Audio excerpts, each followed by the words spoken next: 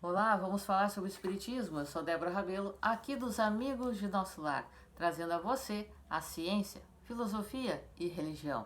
Desde já convido você a conhecer este canal, clicar no sininho, dar o seu like, comentar os vídeos e me ajudar a divulgar este canal de luz. Convido você a conhecer os vídeos anteriores aqui do nosso estudo de O Evangelho segundo o Espiritismo e também os demais vídeos de estudos, assim como as nossas lives, certo? Chegamos então ao capítulo 13 de O Evangelho segundo o Espiritismo, que é composto por 28 capítulos. Venha junto, vamos estudar a maravilha que é este consolo, esta ciência e que nos ajuda a crescer cada vez mais, certo? Capítulo 13. Que a vossa mão esquerda não saiba o que dá a vossa mão direita. Primeiro tema: fazer o bem sem ostentação. Então vamos lendo algumas partes e as comentando. Mas eu convido você a ler vírgula por vírgula com toda a calma para mais assimilar e mais ter o conhecimento ainda sobre o livro O Evangelho segundo o Espiritismo. E aqui, fazer o bem sem ostentação é o tema. No item 3, nos diz a espiritualidade. Fazer o bem sem ostentação é um grande mérito. Ocultar a mão que dá é ainda mais meritório. É o sinal incontestável de uma grande superioridade moral, porque, para ver as coisas de mais alto que o vulgo, é preciso fazer abstração da vida presente e identificar-se com a vida futura. É preciso, numa palavra, colocar-se acima da humanidade para renunciar à satisfação que proporciona o testemunho dos homens e esperar a aprovação de Deus. Aquele que estima a aprovação dos homens mais do que a de Deus, prova que tem mais fé nos homens do que em Deus, e que a vida presente é mais para ele do que a vida futura. Ou mesmo que não crê na vida futura, se diz o contrário, age como se não cresce no que diz. Então aqui a espiritualidade vem nos explicando que quando nós fazemos um bem, não há necessidade de se postar em milhares de redes sociais. Eu ajudei o fulano de tal, eu ajudei a ciclana de tal. Por quê? Porque Deus tudo vê, tudo sabe. Os bons espíritos também nos observam e sabem aquilo que estamos fazendo. As nossas atitudes vibram numa frequência de bom ou de ruim, dependendo da nossa intenção. Então, quando nós fazemos por ostentação, nós estamos alimentando, na verdade, a nossa vaidade. E isto já trará por si só a sua própria recompensa aqui na Terra, certo? E como nós somos espíritos eternos, nós deveríamos e devemos fazer o bem, sem esperar a sua recompensa direta, sem esperar que alguém venha nos dizer muito obrigado. É bem verdade que, como ainda somos limitados, nós ansiamos pela gratidão das pessoas, mas a semente plantada na hora certa germina e iremos colher. Por quê? Porque aquele que faz o bem já é o maior beneficiado, certo? E adiante, no segundo item, vem tratar sobre os infortúnios ocultos. E diz o item 4. Nas grandes calamidades, a caridade se manifesta e se vêem generosos impulsos para reparar os desastres. Mas, ao lado desses desastres gerais, há milhares de desastres particulares que passam desapercebidos, de pessoas que jazem sobre um catre sem se lamentarem. São a esses infortúnios discretos e ocultos que a verdadeira generosidade sabe ir descobrir, sem esperar que eles venham pedir assistência. E finaliza esta mensagem nos dizendo: no seu lar é a mulher do mundo porque a sua posição exige, mas se ignora o que ela faz, porque não quer outra aprovação senão a de Deus e de sua consciência. Um dia, porém, uma circunstância imprevista conduziu até ela uma das suas protegidas, que lhe produzia obras. Esta reconheceu e quis abençoar a sua benfeitora. Silêncio, disse-lhe, não o digas a ninguém. Assim falava Jesus. Então, a espiritualidade sabe o que se passa conosco. E nós nunca passamos sozinhos por uma dificuldade. Nós não estamos sozinhos. Estamos constantemente rodeados por espíritos que se afinizam conosco, com os nossos vícios, com a vaidade, com o orgulho e com o egoísmo, mas também com aqueles que se afinizam com o nosso lado bom, com os gestos positivos que temos, com a palavra amiga que oferecemos, com o ombro amigo que emprestamos, com a mão estendida que nós colocamos. Por isto que, quando nós passarmos por uma dificuldade, oremos muito, porque junto conosco, ao nosso lado, caminham os bons espíritos e nós não passamos sozinhos. Passamos por provas? Sim, mas como é bom saber que alguém caminha ao meu lado, certo? Então, muitas vezes nós vemos uma pessoa sorrindo, feliz, trazendo explicações, falando sobre Deus e dando seu testemunho de que muitas coisas ele já fez. Ou simplesmente calma, quieta, passando o dia a dia, sem muita conversa. Mas nós não sabemos que no secreto do seu lar, na sua vida particular, ela pode enfrentar milhares de vendavais todos os dias, mas sempre com a firmeza da fé de que aqui tudo é passageiro, de que esta vida é muito breve, de que essas dificuldades passam assim, num piscar de olhos, frente à eternidade e à felicidade que nos aguarda, certo? No próximo item nós temos o óbolo da viúva, certo? E então, no último parágrafo nos diz a espiritualidade. Aqueles cuja intenção é pura de toda ideia pessoal devem se consolar de sua impossibilidade em fazer tanto bem quanto gostariam, pelo pensamento de que o óbolo do pobre que dá sem se privar de nada. Do óbolo do pobre, que dá se privando, pesa mais na balança de Deus do que o ouro do rico que dá sem se privar de nada. A satisfação seria grande, sem dúvida, em poder largamente socorrer a indigência, mas se ela é negada, é preciso se submeter e se limitar a fazer o que pode. Aliás, não é apenas com o ouro que se pode secar as lágrimas, e é preciso ficar inativo por não possuí-lo. Aquele que quer sinceramente se tornar útil aos seus irmãos, para isso encontra 1000 ocasiões, que as procure e as encontrará. Se não é de uma maneira, será de outra, porque não há ninguém, tendo livre gozo de suas faculdades, que não possa prestar um serviço qualquer, dar uma consolação, abrandar um sofrimento físico ou moral, fazer uma tentativa útil. A falta de dinheiro, cada um não tem seu trabalho, seu tempo, seu repouso, dos quais pode dar uma parte, aí também será o óbolo do pobre, a moeda da viúva. Então, é claro que todos nós, cada um de nós, melhor dizendo, possui condições sociais, financeiras e econômicas diferentes.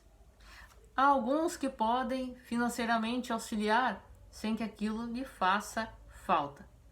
Outros repartem de 1 a metade, tal qual a sua generosidade e vontade em auxiliar. Mas há outros que não possuem recursos alguns financeiramente, mas independentemente daquilo que temos financeiramente a oferecer. A prece, o ombro amigo, o ouvido, uma palavra, tudo isto é caridade. Tudo isto é oferecer o que temos de coração, de espírito aberto. Portanto, que aquilo que fizermos, façamos de coração puro, sincero, e o que ofertarmos, independentemente do que seja, que façamos o melhor que pudermos e estaremos fazendo e correspondendo ao chamado da espiritualidade, certo? Item seguinte: convidar os pobres e os estropiados. Então vem Jesus aqui nos dizer, no final deste parágrafo: estas palavras podem, entretanto, também receber sua aplicação no sentido mais literal. Quantas pessoas não convidam à sua mesa, senão aqueles que podem, como dizem, honrar-lhes, ou que podem convidá-las a seu turno. Outras, ao contrário, encontram satisfação em receber aqueles de seus parentes ou amigos que são menos felizes. Ora, quem é que não os possui senão entre os seus? É por vezes prestar-lhes um grande serviço sem aparentá-lo. Estes, sem irem recrutar os cegos e os estropiados, praticam a máxima de Jesus. Se o fazem por benevolência, sem ostentação e sem dissimular o benefício por uma sincera cordialidade. Nós sabemos que somos todos uma mesma família, mesmo que não tenhamos o mesmo sangue, mas somos ligados pelos laços de espírito. Não valorizemos apenas aqueles que podem ofertar a nós vantagens, benefícios, posições sociais, ganhos financeiros. Muitas vezes nós vamos encontrar aqueles que vão suprir o que o nosso espírito necessita. Isso nos trará uma paz muito maior do que nós podemos imaginar. Então, valorizemos aqueles que vêm ao nosso encontro pelo bem, sem olhar a quem. Muitas vezes, como dissemos, é quando nada mais temos a oferecer que nós vemos aqueles que realmente se importam conosco. Nesta hora, nós vemos que as máscaras caem, nós vemos que aquilo que temos dentro dos nossos espíritos afloram. Por isto, não convidemos a estar conosco somente aqueles que podem retribuir do mesmo jeito materialmente, porque a vida dá voltas, como se diz, a semeadura é livre, e nesta semeadura também vem a colheita. E muitas vezes nós somos surpreendidos quando a mão que nos é estendida vem de alguém que nós não temos nada por esta pessoa, ou que viramos as costas, mas ela retribui o mal com o bem, certo? Item seguinte: a caridade material e a caridade moral.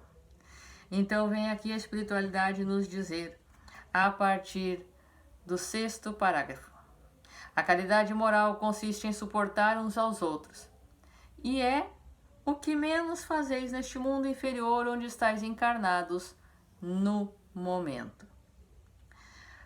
Então, aqui ele nos chama a atenção de que suportarmos o gênio difícil um do outro, porque não somos santos ou santas. Nós estamos aqui para reparar as nossas arestas, eliminar os nossos erros, nossas dores, nossas tristezas. Isto é uma caridade moral, porque consiste em auxiliarmos aquele que é enfermo espiritualmente e que diariamente muitas vezes é um teste para mim. Difícil? Sim. Mas quem sabe nós também não somos ou fomos extremamente difíceis para outra pessoa. E nós não vemos isto. É aquela máxima, aquele que bate, esquece, mas o que apanha não esquece. Por isso, vamos prestar atenção também e tentarmos praticar o primeiro mandamento, amar a Deus sobre todas as coisas e ao próximo como a nós mesmos. Nós ainda não saímos, mais de 2000 anos depois da vinda de Cristo, do primeiro mandamento. Ainda não conseguimos cumpri-lo. Então caminhamos a passos lentos, mas estamos progredindo sim. A caridade material, ela consiste em doarmos aquilo que de materialmente possuímos e temos condições, mas diferentemente da caridade moral. A caridade material vem nos trazer aquele ensinamento anterior de que uma mão não sabe o que a outra fez. de que não seja constituído de vaidade, de orgulho. Olha, eu posso, eu fiz. Não, que seja constituído de amor e de realmente verdadeira intenção em auxiliar. Item seguinte, então, que constitui-se de a beneficência. E diz aqui a espiritualidade no primeiro parágrafo: a beneficência, meus amigos, vos dará neste mundo as mais puras e as mais doces alegrias. As alegrias do coração que não são perturbadas nem pelo remorso, nem pela indiferença. Ó, pudesseis compreender tudo o que encerra de grande e de suave generosidade das mais belas palavras, esse sentimento que faz com que olhe o trem com o mesmo olhar com o qual se olha a si mesmo, que se desnude com alegria que há de fazer outros felizes. Então, quando olhamos para as pessoas com os olhos que Cristo olharia para nós, quando nós nos colocamos no lugar do outro, quando nós tentamos compreender que por mais dura que tenha sido a atitude da pessoa, foi o melhor que ela pode ter feito naquele momento, nós conseguimos então exercer a beneficência, exercer este auxílio e estender a mão. E no último parágrafo desta mensagem diz a espiritualidade: todos vós podeis dar, em qualquer classe que estiverdes, tendes alguma coisa que podeis partilhar, o que quer que seja que Deus vos tenha dado. Disso deveis uma grande parte àquele a quem falta o necessário, porque em seu lugar estareis bem contentes que um outro dividisse convosco. Vossos tesouros da terra serão um pouco menores, mas vossos tesouros no céu serão mais abundantes. Nele reconhecereis ao cêntuplo o que houverdes semeado em benefícios neste mundo. Então, vivamos semeando o bem, porque no amanhã este bem nos aguarda. Esta atitude de carinho sincero estará nos aguardando ali, atrás da porta, com os seus frutos, não tenhamos dúvida disto. E muitas vezes, quando nós estamos diante de uma grande prova, surgem portas que se abrem, sem que nós tenhamos condições de explicar o porquê. Mas é o retorno do amor e do bem que praticamos no ontem. Item seguinte, a piedade. E diz a espiritualidade para nós: a piedade é a virtude que mais vos aproxima dos anjos. É a irmã da caridade que vos conduz até Deus. Ah, deixai o vosso coração se enternecer diante das misérias e dos sofrimentos dos vossos semelhantes. Vossas lágrimas são um bálsamo que lhes aplicais sobre as feridas. E quando, por uma doce simpatia, vindes a lhes restituir a esperança e a resignação que encanto experimentais. Esse encanto, é verdade, tem um certo amargor, porque nasce ao lado da infelicidade. Mas se não tem a agrura dos gozos mundanos, não tem as pungentes decepções do vazio que estes deixam. Atrás de si, há uma suavidade penetrante que alegra a alma. Então nós percebemos aqui que a piedade constitui-se de termos muitas vezes um sentimento de nos colocarmos verdadeiramente na posição daquele que está passando por algo muito delicado. Seja por alguém que ainda é muito difícil de conviver, seja por alguém que passa por uma tragédia, por alguém que caiu nos seus próprios tropeços e erros, mas que ao termos esta piedade verdadeiramente, que ao nutrirmos esta simpatia de amor, nós conseguimos exercer este amor maior. E é isto que somos chamados, certo? Antepenúltimo item, os órfãos. Meus irmãos, amai os órfãos, se soubesseis quanto é triste ser só e abandonado, sobretudo na infância. Deus permite que haja órfãos para nos exortar a lhes servirmos de pais. Que divina caridade ajudar uma pobre criança abandonada, impedi-la de sofrer fome e frio, dirigir sua alma a fim de que não se perca no vício. Quem estende a mão à criança abandonada é agradável a Deus, porque compreende e pratica sua lei. Então aqui a espiritualidade vem nos falar que muitas vezes não há uma via de regra, mas muitas vezes o órfão de hoje é aquele que negligenciou, que não soube aproveitar a oportunidade de ter um pai e de ter uma mãe, ou que a praticou de uma forma errada. Mas talvez seja aquele que, para se livrar de suas dores, assim sua consciência pede que venha desta maneira. Talvez aquele que está ali para ser adotado seja um filho que indiretamente retorna aos braços do pai e da mãe que muito o amou e que o aguarda nesta encarnação. Quantos reencontros que nós vemos de pessoas que são adotadas e que trazem um amor muito grande, como se viessem do próprio sangue. Reencontro de almas. Quantos irmãos que assim pedem para se fortalecer e quantos que servem de instrumento para auxiliar aqueles que se tornam os pais e as mães. São muitas as situações, mas em todas elas, o amor verdadeiro, aquele que brota do Espírito, este vem fazer jus a sermos instrumentos de Deus aqui nesta encarnação, certo? Penúltimo item: benefícios pagos com a ingratidão.